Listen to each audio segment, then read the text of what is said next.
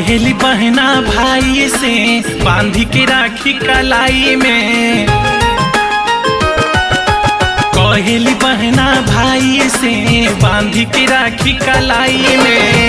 याद रखी हर बार ये भैया आई राखी की त्योहार। ए भैया आई जब राखी की त्योहार।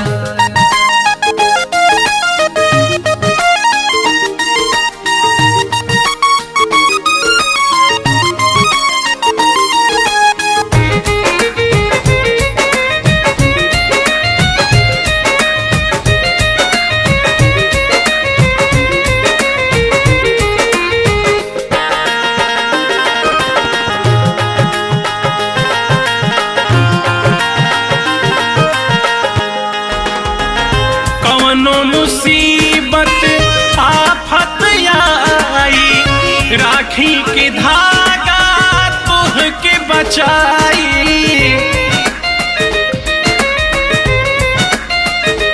हाँ दुश्मन दाही पूछो न करी हम तोहरा आगे बिहन शीश झुकाई। ई प्रेम बहन हा भाई के अमर कर देला कलाई के। हर साल करी हाँ इंतजार ये भैया आई जब राखी की त्योहार। ए भैया आई जब राखी की त्योहार।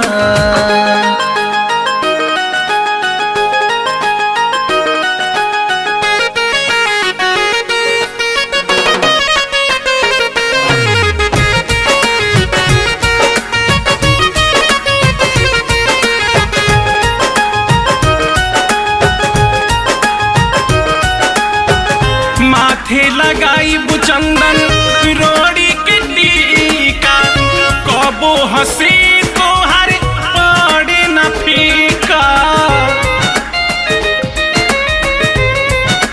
हाँ थाल सजा के आरती उतारा ना मांगब हम सोना के सिक्का।